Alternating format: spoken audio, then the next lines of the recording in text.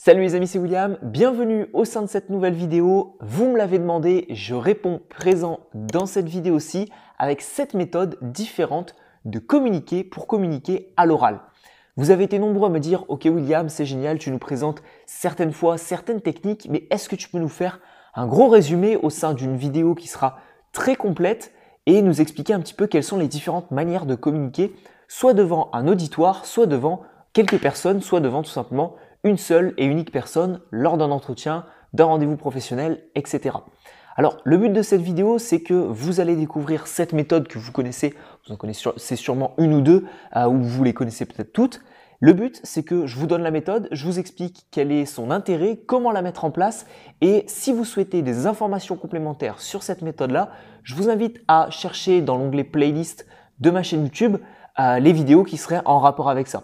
Le premier point, la première technique, on commence tout de suite, c'est le pitch. Le pitch, j'avais fait quelques vidéos là-dessus, il y en a d'autres qui arrivent très bientôt sur la chaîne YouTube. Qu'est-ce qu'un pitch? C'est un petit discours assez court qui aura pour but principalement de faire en sorte que l'auditoire s'intéresse ou que la personne que vous avez en face de vous s'intéresse à ce que vous pouvez potentiellement lui proposer, lui soumettre par la suite. C'est-à-dire que le but d'un pitch n'est pas de tout expliquer, n'est pas de tout divulguer au public, mais vraiment de susciter cette curiosité. Donc vous allez créer votre discours de manière à en dire suffisamment pour que le public soit intéressé, mais pas trop pour quand même garder ce format assez court et assez attrayant du pitch.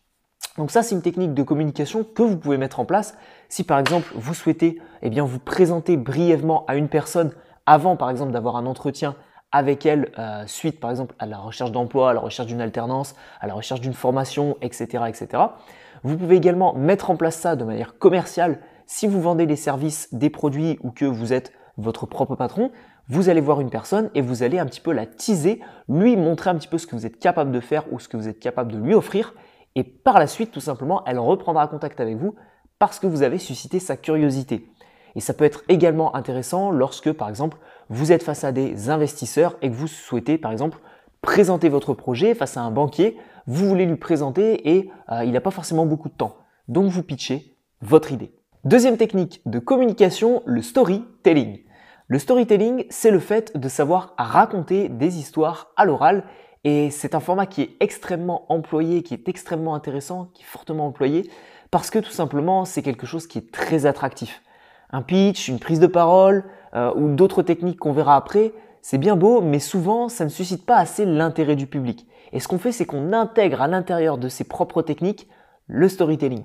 Lors d'un storytelling, vous allez commencer en disant par exemple « Je vais vous raconter une histoire, laissez-moi illustrer mes propos par un exemple, je vais vous raconter parce que ça me rappelle la dernière fois, lorsque je suis sorti de chez moi, etc. » Et là, vous embarquez le public avec vous, ça permet vraiment de susciter l'intérêt, la curiosité et souvent, ça permet de découler sur une moralité, c'est-à-dire que vous allez raconter une histoire, une anecdote, un exemple que vous avez personnellement vécu ou qu'un de vos proches a vécu ou que vous connaissez.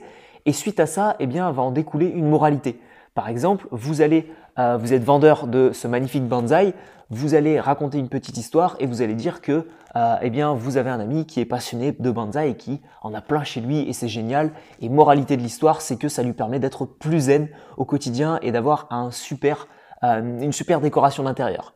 Donc, ça permet vraiment de créer un format qui soit attractif, qui soit dynamique et qui puisse peut-être parler à tout le monde à travers une histoire. On adore les histoires. Et à côté de ça, ça permet souvent de découler sur une moralité qui est un petit peu la finalité et le pourquoi du comment vous créez un storytelling.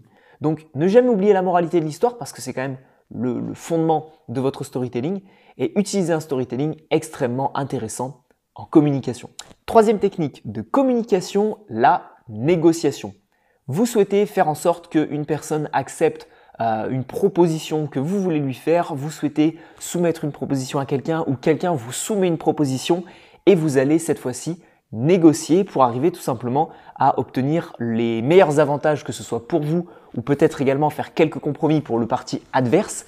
Et concrètement, cette technique se base, je l'ai noté ici, sur une série d'entretiens et de démarches que l'on entreprend pour parvenir à un accord pour conclure une affaire.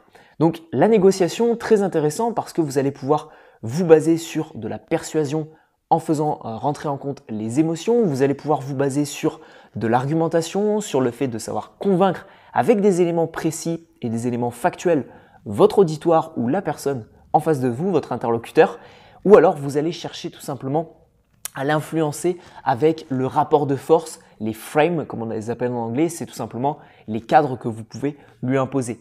Typiquement, vous êtes en entretien d'embauche, vous êtes face à un recruteur, il va essayer de vous convaincre de, par exemple, rentrer dans son entreprise si vraiment vous avez un profil atypique et parfait pour lui. Ça peut être vraiment toutes ces démarches-là. Donc la négociation, très intéressant parce qu'elle fait rentrer en compte beaucoup de paramètres. Il y a vraiment ce duel et ce rapport de force qui est très présent. Personnellement, c'est quelque chose que j'apprécie beaucoup et je vous ai dit que j'allais vous donner de plus en plus de conseils sur cette chaîne YouTube à propos de la négociation. Quatrième technique de communication, vous pouvez l'utiliser lors de vos négociations, mais également lors de pitch que vous pouvez faire, c'est l'argumentation. L'argumentation, c'est tout simplement le fait d'apporter des preuves factuelles et cette fois-ci, ce n'est pas le fait de jouer sur les émotions, le fait de jouer sur les rapports de force, etc. C'est vraiment le fait de rapporter des éléments factuels qui vont faire en sorte que vous allez argumenter vos propos. Alors, je tiens à mettre un petit bémol sur cette méthode qui est souvent mal employée, l'argumentation, avec des arguments qui sont parfois bancals ou alors tout simplement le fait que l'argumentation ne sert à rien. Faites toujours en sorte, lorsque vous souhaitez argumenter peut-être une position que vous avez ou peut-être quelque chose que vous savez, faites toujours en sorte de vous poser la question de savoir quelle est la finalité de votre argumentation. Parce que bien trop souvent en communication, c'est souvent le cas avec des amis, de la famille, des proches à nous, etc. On souhaite argumenter quelque chose, on souhaite montrer qu'on a raison, vous savez cette expression, on souhaite montrer qu'on a raison, mais la finalité au final, elle est vraiment inutile, elle est vraiment futile et ça ne sert pas à grand chose. Et dans beaucoup de cas, ça crée des conflits pour pas grand chose. C'est-à-dire qu'en fait, vous allez essayer de montrer à tout prix que vous avez raison avec des arguments. Vous allez, la fameuse recherche sur Google qu'on fait tous, quand est-ce qu'est né tel personnage, vous allez dire une date, votre collègue dit une autre date et vous allez chercher sur Google pour essayer d'argumenter vos propos avec des faits concrets et de savoir ce que en dit Wikipédia. Maintenant, posez-vous la question, est-ce que c'est vraiment utile de rentrer dans un conflit et de montrer à la personne en face de vous qu'elle a tort? Personnellement, je ne pense pas. C'est un concept que j'ai appris dans un livre de Dale Carnegie. Et très honnêtement, je pense que ça ne sert à rien de montrer à la personne en face de vous qu'elle a forcément tort. Laissez plutôt un flou. Si vous êtes persuadé de votre information, bon bah au moins vous n'êtes pas bête. Donc c'est peut-être l'interlocuteur en face de vous qui a peut-être quelques difficultés là-dessus ou qui s'est peut-être tout simplement trompé. Mais l'argumentation, à mon sens, très intéressant de pouvoir apporter des faits et de pouvoir justifier une position ou quelque chose que vous avez dit ou montrer que vous avez raison. Mais attention, toujours bien faire attention à est-ce que la finalité de mon argumentation est positive, négative et intéressante ou ne l'est pas.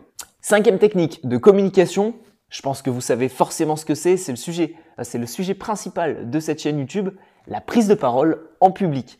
Le fait de faire une conférence, le fait de réaliser un exposé.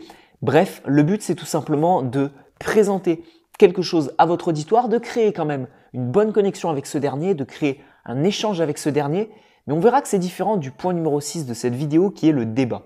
Le but d'une prise de parole, c'est donc d'arriver à transmettre un message fort à votre auditoire, de faire en sorte qu'il puisse retenir quand même quelques éléments parce que vous n'allez pas parler pendant 20 minutes et il ne va pas pouvoir retenir les 20 minutes de votre speech. Donc, faire en sorte qu'il retienne quelque chose, qu'il sorte moins bête de votre prise de parole et vous, tout simplement, le fait de vous éclater à l'oral et le fait tout simplement de prendre plaisir à transmettre des informations à votre auditoire. Donc, la prise de parole, un format très classique, très standard qu'on utilise dans beaucoup de cas, que ce soit dans le milieu scolaire, dans le milieu professionnel pour, par exemple, montrer un rapport de mission, pour présenter un projet, etc., etc. Très souvent employé et qui n'a pas forcément pour but de convaincre. Vous pouvez être là juste pour informer, vous pouvez être là peut-être pour faire passer le public à l'action, vous pouvez être là également pour convaincre ou alors pour arriver à faire en sorte de distraire le public, une prise de parole qui serait peut-être un petit peu humoristique. Sixième point, comme je vous l'ai dit, arriver à créer un débat. Et c'est très différent d'une prise de parole en public. J'ai eu l'occasion de mener quelques débats, notamment en anglais, au sein de ma formation actuelle. Et je trouvais ça très intéressant parce qu'un débat, c'est pas forcément quelque chose qu'on a l'habitude d'animer. Et le débat, c'est vraiment assez différent d'une prise de parole. Le premier que j'ai réalisé, je l'ai complètement raté parce que honnêtement, les sujets n'étaient pas bons, etc. Le deuxième, je l'ai un peu mieux réussi. C'est le fait d'arriver à animer tout simplement une communication entre des personnes et pas forcément que vous qui parlez. et d'arriver à trouver aussi des sujets qui soient un petit peu de conflit pour faire en sorte qu'il y ait des interactions, pour faire en sorte qu'il y ait des points de friction et pour faire en sorte que le débat soit vraiment animé. Si vous parlez d'un sujet et que tout le monde est d'accord dans la salle, ce n'est plus forcément un débat vu qu'il n'y a plus d'opposition. Donc ce qui est vraiment intéressant si vous souhaitez créer un débat, c'est de faire en sorte de trouver des sujets qui sont un petit peu conflictuels et des sujets où il y aura des points de vue divergents dans la salle.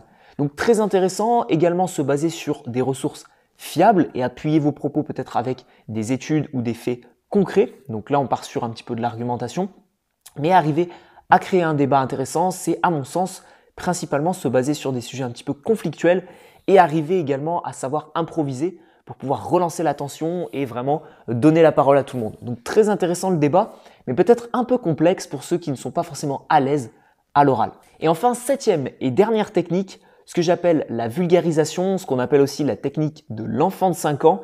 C'est-à-dire que là, cette fois-ci, vous allez faire en sorte de vulgariser vos propos, vous allez faire en sorte que les choses soient facilement compréhensibles de la part du public. Et par exemple, c'est le fait de parler d'un sujet un petit peu scientifique, économique ou de sujets un petit peu politiques, sociaux, culturels, etc. Et d'arriver vraiment à travers des métaphores, à travers des schémas assez simples, à travers peut-être une histoire à raconter, vous intégrez du storytelling à l'intérieur, arriver à vulgariser au maximum la chose pour que les personnes dans le public puissent facilement comprendre ça.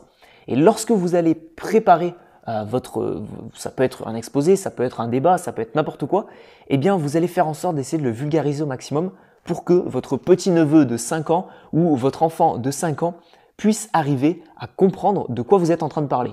Alors 5 ans, ça fait peut-être un petit peu jeune. Bon, faites en sorte de ramener une personne de 10 ans, vous lui faites l'exposé et s'il a tout compris, c'est que vous avez réussi à bien vulgariser les choses.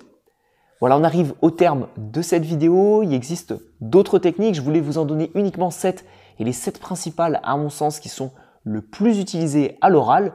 Si vous êtes encore intéressé par la communication, et j'en suis sûr parce que vous regardez encore cette vidéo, ce qui est intéressant de faire, c'est de suivre gratuitement ma formation prise de parole en public.